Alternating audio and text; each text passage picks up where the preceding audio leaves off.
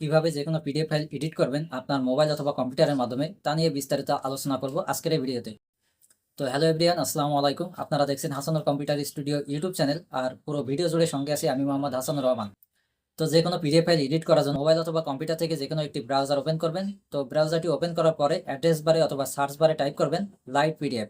তো light PDF লেখার পরে আপনারা ইন্টার বাটনে প্রেস করবেন অথবা ওকেতে ক্লিক করবেন। তাহলে আপনাদের সামনে এরকম একটি ইন্টারফেস চলে আসবে। তো তারপরে আপনারা এখান থেকে প্রথম যে লিঙ্কটি রয়েছে সেই লিঙ্কটি ওপেন করবেন।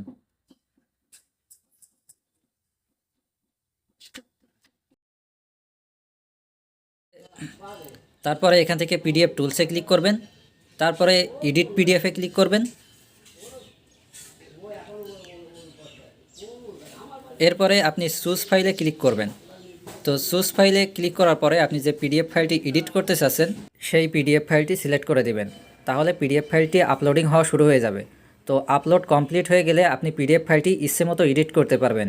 এডিট কমপ্লিট হয়ে গেলে রাইট সাইড থেকে ডাউনলোড আইকনে ক্লিক করে পিডিএফ ফাইলটি ডাউনলোড করে নিতে পারবেন। এভাবে যে কোনো পিডিএফ ফাইল আপনি খুব সহজে এডিট করতে পারবেন মোবাইল অথবা কম্পিউটারের মাধ্যমে। তো আপনি যদি আমাদের চ্যানেলে নতুন হয়ে থাকেন তাহলে চ্যানেলটি সাবস্ক্রাইব করে পাশে থাকা বেল আইকনে ক্লিক করে রাখুন, তাহলে আমাদের চ্যানেলের নতুন নতুন ভিডিওগুলো আপনারা পেয়ে যাবেন।